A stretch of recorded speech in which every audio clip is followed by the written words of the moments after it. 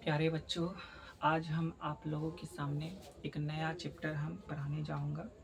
ठीक है, उम्मीद है आज का दिन आप लोग का बहुत अच्छा गया होगा। चलो आओ, एक नया चैप्टर, नौबत खाने में इबादत, जिसका लेखक जो है यतीन्द्र मिश्र है। लेखक क्या है? यतीन्द्र मिश्र। यतीन्द्र मिश्र क्या बोलते हैं इस कहानी में? कहानी किस चीज पर लिखा गया है, इस बात को जरा सा देखो। देखो, इसमें एक गांव है डुमराव। डुमराव, ठीक। जहाँ पे क्या होता है, इस लेखक साहब यतीन्द्र मिश्र का जन्म होता है।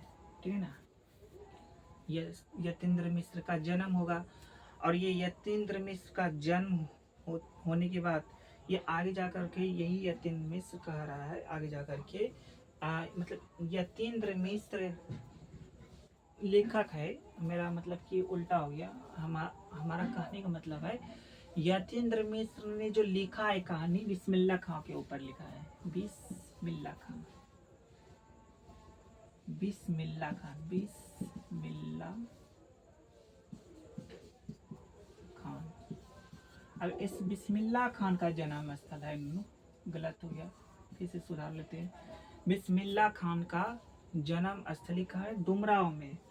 होता यह है कि जब बिस्मिल्लाह खान का डुमराव में जन्म होता है, तो ये आगे जाकर के जब बड़े होते हैं तो ये आगे फिर शहर में जाकर के रहना शुरू करेगा।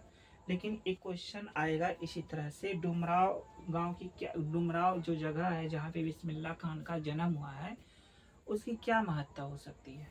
महत्ता देखो, लिख बताओगे कि ये एक प्रकार का क्या होता है, शहनाई वादक थे। बिस्मिल्लाह खान कौन थे? शहनाई वादक। शहनाई वादक, शहनाई वादक है। तो शहनाई वादक होने के कारण जो इन बिस्मिल्लाह खान बहुत प्रसिद्ध है। ठीक है ना। क्या होता है, शहनाई का में के अंदर जो एक नरकट होता है, समझे ना, नरकट होता है। इस नरकट में एक विशेष प्रकार की रीड लगा रहता है। ठीक है ना। ये जो इसका जो रीड होता है, रीड शहनाई होता है ना, इस तरह का आगे जो इसे फूकता है, तो इससे जो आवाज निकलती है, तो इसके अंदर जो रीड होता है, इस रीड जो है, यहाँ के जो है डुमराव नाम का जो गांव है, यहाँ का क्षेत्र जो ना, एक विशेष प्रकार की घास, एक विशेष प्रकार की घास के कारण महत्व है। ठीक है ना। एक विशेष प्रकार की घास पाई जाती है, जो कि इसको क्या बोलते हैं, रीड। रीड एक, ये जो शहनाई जो होता है, शहनाई जो यंत्र होता है, उसमें यह घास क्या होता है, प्रयोग में लाता है ताकि रीड बनाया जा सके। उनके जो नरकट होता है, रीड होता है, शहनाई का बनाया जा सके। ठीक है ना। आप देखोगे डुमराव के नदियों के आसपास पाई जाने वाला यह जो है विशेष प्रकार की घास के कारण ही, जो कि शहनाई में रीड के रूप में, नरकट के रूप में प्रयोग में आते हैं, इसी वजह से क्या होगा, डुमराव नाम का जो क्षेत्र है जहाँ पे बिस्मिल्लाह खां का जन्म हुआ है, ये शहनाई वादक इनसे संबंध रखेंगे। इसी के कारण जो उस गांव का महत्ता होती है, महत्व होता है, ठीक है ना, उसका प्रासंगिकता है। आगे जाकर के तुम देखोगे। अच्छा, ये जो है आप देखते हो, ये जो शहनाई क्या होता है, एक प्रकार का शहनाई, शहनाई जो होता है एक प्रकार का वो वाद्य यंत्र है, वाद्य यंत्र है, जो मुंह से फूंक करके बजाते हैं। ठीक है ना, फूंक करके बजाते हैं। अरब देश में मुंह से फूंक कर बजाए जाने वाले वाद्य में जो रीड लगा रहता है, उसे नए बोलते हैं, याद रखना। अरब देश में कह रहा है, अरब देश में जो मुंह से फूंक कर, अरब देश में जो मुंह से फूंक कर, जो मुंह से फूंक कर वाद्य यंत्र बजाए जाते हैं, उसको क्या बोलते हैं, नए बोला जाता है, याद रखना, नए। एग्जाम में पूछे जाते हैं। नए बोला था, नए किसको बोलते हैं? अरब देश जो होता है, अरब वासियों के देश जो होता है, वहाँ पे कोई भी मुंह से फूकने वाला जो वाद्य यंत्र होता है, चाहे शहनाई क्यों नहीं है, उसको नई के नाम से जाना जाता है। किसके नाम से जाना जाता है? नई के नाम से जाना जाता है। शहनाई को सुशील वाद्यों में शाह की उपाधि दी गई है। समझे ना? शाह और नई के मिलने से ही शहनाई शब्द की उत्पत्ति। याद रखना, शहनाई शब्द क्या क्या मिलने से हुआ है?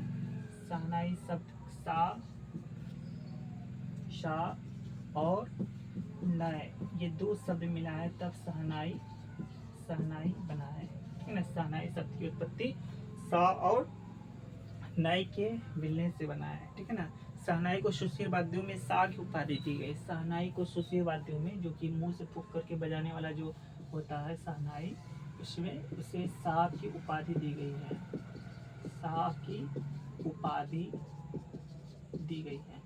शाह की उपाधि दी गई है।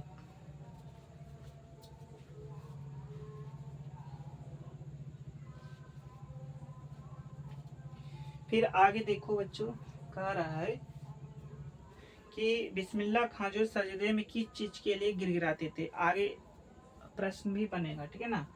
कह रहा है कि सजदे में किस चीज के लिए गिड़गिड़ा रहे थे। तो बिस्मिल्लाह खां को,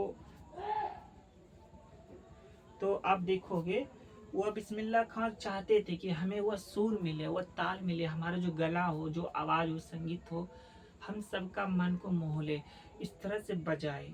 तो ये सजदे जो होता है बिस्मिल्लाह खां जो होता है उसका मस्जिद होता है ना, कहीं मंदिर होता है, तो भगवान के सामने वो जा करके क्या क्या चीज़ के बारे में अपना गिड़गिड़ाते हैं और कहते हैं भगवान से क्या मांगते हैं। वो बोलते हैं सच्चे स्वर के लिए गिड़गिड़ाते हैं। वो कहते हैं कि हमको सच्चा स्वर मिल जाए। ठीक है ना? पांचों वक्त के नमाज में खुदा के सामने झुककर एक सच्चे सुर की मांग करते थे। बिस्मिल्लाह खां क्या थे? मुस्लिम थे। ठीक है ना? ये मुसलमान होने के कारण जो है, मुसलमान होने के कारण ये 5 वक्त का जो नमाज पढ़ते हैं, 5 वक्त का जो नमाज पढ़ते, इस 5 वक्त में जितनी भी बार अगर जहाँ बिस्मिल्लाह खां बैठते थे, तो वह अल्लाह से, वह भगवान से क्या मांगते थे कि हे भगवान, हमें सातों स्वर का हमें विद्या दे, ताकि हमारा गला ठीक हो सके और मनमोहित कर सके। जबकि बिस्मिल्लाह खान को 7 सुरों की अच्छी तरह से बोलना आता था, फिर भी वे हमेशा एक सच्चे सुर के लिए क्या करते थे? एक सच्चे सुर के लिए गिड़गिड़ाते रहते थे। एक बहुत ही सच्चे स्वर के लिए बिस्मिल्लाह खान क्या करते थे? गिड़गिड़ाते रहते थे भगवान के सामने।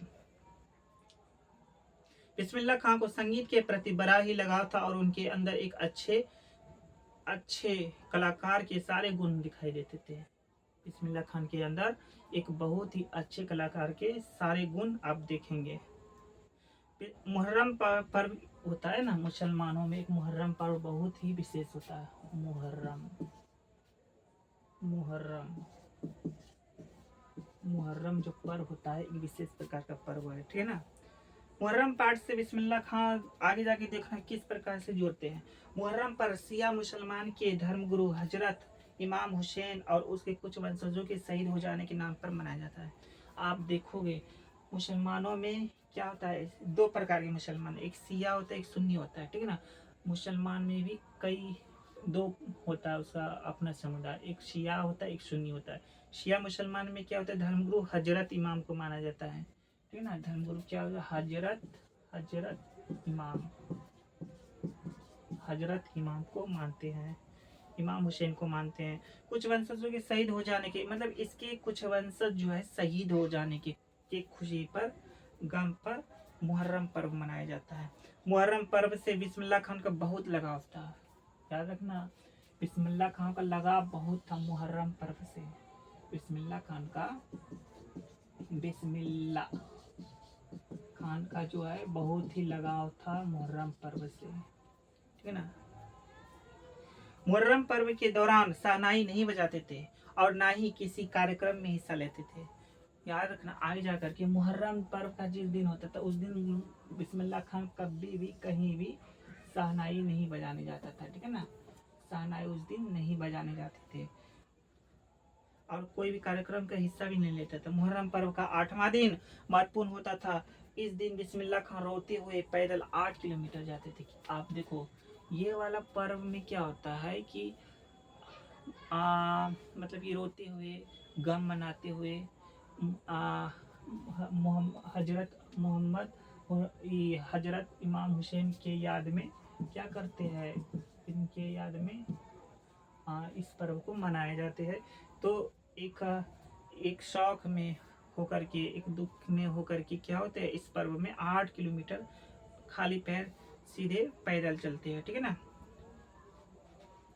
संगीत में आगे जाकर के देखना, संगीत में कचौरी आप क्या अर्थ समझते हैं, आप देखोगे तो आगे जाकर के बिस्मिल्लाह खां को बचपन के कुल देखो, जिस समय बिस्मिल्लाह खान जो है बचपन के टाइम की बात कर रहे हैं, बिस्मिल्लाह खान ये बचपन में बिस्मिल्लाह खान जो है कचौरी खाना बहुत पसंद करता था। ठीक है ना।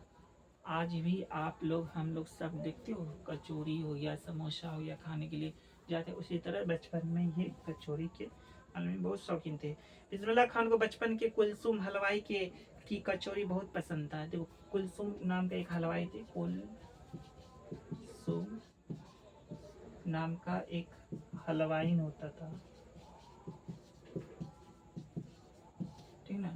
कुलसुम नाम हलवाई हुआ करते थे।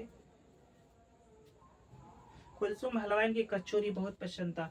उसकी अब बोलो, जब कड़कती हुई घी में कचौरी छोड़ा जाता तो उसकी धन छन छन की आवाज से बिस्मिल्लाह खान को संगीत का उतार चढ़ाव समझ में आता।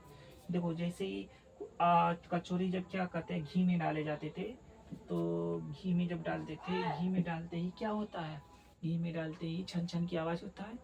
तो उस समय क्या होते थे, बिस्मिल्लाह खान बैठ करके उसको देखते थे टकटकी लगा के, समझा। बिस्मिल्लाह खां उसको टकटकी लगाकर देख रहा होता है और वह मने मन में सोचता है कि भाई ये छन छन की आवाज़ कहीं ना कहीं हमारे सातों स्वर का जो उतार चढ़ाव ध्वनि है, हम इसमें मन मुग्ध हो जाता हूँ। इस तरह की भाव होता है उसका। ठीक है ना। आवाज के बिस्मिल्लाह खान को संगीत का उतार चढ़ाव समझ में आते आ जाते थे, इसलिए लेखक ने उस कचौरी को संगीतमय कचौरी, क्वेश्चन आएगा याद रखना कि लेखक साहब ने, यतीन्द्र मिश्र ने बिस्मिल्लाह खान को लेकर के कचौरी को संगीतमय कचौरी क्यों कहा गया है, तो इसीलिए तो कहा गया संगीतमय कचौरी क्योंकि बिस्मिल्लाह खान को ऐसा महसूस होता था कि जो छन छन की आवाज़ होती है, मतलब घी में डालने पर जो आवाज़ें होती है, शायद वह आवाज़ हमारे संगीत का स्वर है। वह उसी में मनमुग्ध हो जाता था, खो जाता था, इसलिए इसे संगीत में स्वर कहा गया है।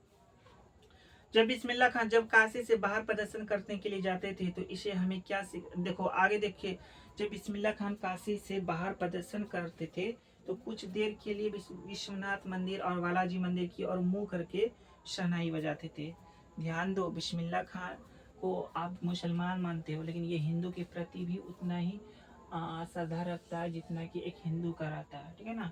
ये कभी भी धर्म को लेकर के मतभेद पैदा नहीं किया है। इसीलिए यह कह रहा है विश्वनाथ मंदिर और बालाजी मंदिर की ओर मुंह करके शहनाई पहले बजाते थे। ठीक है ना। फिर बिस्मिल्लाह खान मुसलमान होते हुए हिंदू धर्म के प्रति, अन्य धर्मों के प्रति गहरे आस्था थी। वह सभी धर्मों का सम्मान क्या करते। उनके इस व्यक्तित्व से हमें एक सीख मिलती है कि धर्म के आधार पर भेदभाव नहीं करना चाहिए और यह इसके साथ मिलजुल करके रहना चाहिए। बिस्मिल्लाह खान ये संदेश देते हैं। वह हमारे मंदिर की तरफ, चाहे कोई भी भगवान का मंदिर हो, उस तरफ घूम करके प्रणाम करता था और साथ ही साथ वह शहनाई भी बजा दिया करता था।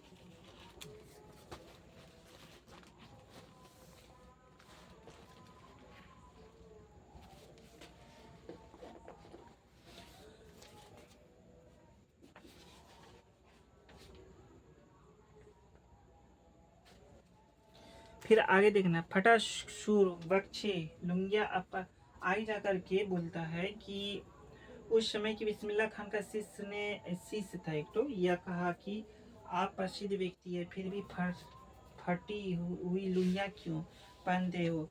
जब बिस्मिल्लाह खान कहते हैं कि हम एक प्रसिद्ध व्यक्ति है, भारत रत्न पुरस्कार मेरी फटी लुंगिया पर नहीं मिली है बल्कि हमारी कला पर मिली है। मैं तो खुदा से एक ही चीज़ मांगता हूँ कि हमें फटा सूर न बख्शे। लुंगिया क्या आज फटी है कल मिल जाएगी। इस शब्द में क्या है पता है। एक दिन क्या होता है कि बिस्मिल्लाह खान जब बैठे हुए थे लुंगी पहन के, तो उनके जो शिष्य होती है जिसको पढ़ाई रहती है वो उसके सामने आते हैं, तो कहते हैं कि आप इतने प्रसिद्ध है, आपको जो है पुरस्कार भी मिला हुआ है, भारत रत्न पुरस्कार भी मिला है, फिर भी आप ऐसे क्यों रहते हो। और फिर जवाब क्या दिया बिस्मिल्लाह खान, कहता है भारत रत्न पुरस्कार मेरे आवाज़ को मिला है, मेरे मेहनत को मिला है, मेरा संगीत के प्रति समर्पण को मिला है। आज हम मेरे दिखावटी जो लुंगी हैं या कुछ भी हम कपड़े पहने हैं उस पर नहीं मिला है। हम आज कितनों ही अच्छे और महंगे कपड़ा पहन लेंगे, लेकिन हमारी जो कला है उस कला पर हमको ये सभी कुछ मिला पड़ा है। इसका कहना है कि फिर भी फटी लुंगियाँ क्यों। कौन कहते हैं, वो लड़की कहती है, वो उसके शिष्या कहती है आकर के कि बिस्मिल्लाह खां कहते कैसे बोल रहे समय जब बिस्मिल्लाह खां जिसने यह कहा कि आप प्रसिद्ध व्यक्ति है फिर भी फटी हुई लुंगियाँ क्यों पहनते हो। तब बिस्मिल्लाह खान का आवाज़ क्या था, हम एक प्रसिद्ध व्यक्ति है और भारत रत्न पुरस्कार मेरी फटी लुंगिया पर नहीं मिली है बल्कि हमारी कला पर मिली है। मैं तो खुदा से एक ही चीज़ मांगता हूँ हम कि हमें फटा सूर न बख्शे। लुंगिया क्या आज फटी है कल मिल जाएगी सिल जाएगी। आगे फिर देखो कहता है काशी को लेकर के क्या इसका सोच है। काशी संस्कृत पाठशाला कहा जाता है। काशी में कई सारे देवता निवास करते हैं। काशी में बड़े बड़े पंडित विधा चरण धरी जन्म लिए हैं, अतः काशी इतिहास संस्कृत से भरा हुआ है। कहता है बिस्मिल्लाह खान का बहुत श्रद्धा भक्ति था काशी को भी लेकर के, इसलिए वो कभी कदाल जो है शहनाई बजाने जब भी जाते थे तो काशी का भी कभी कदाल बैठ जाता था, दर्शन कर लेता था और उसके बाद जाते थे। तो ये सब को लेकर के इस कहानी में महत्वपूर्ण सारी बातें हैं। ठीक है ना। सभी बच्चों हम ये गुजारिश करेंगे कि आप किताब जो है घर में एक एक लाइन पढ़ोगे। ठीक है ना, पढ़ते नहीं यही सबसे बड़ी समस्या है। सभी जो किताब जब पढ़ोगे तभी आपको इस बात का समझ में आएगा।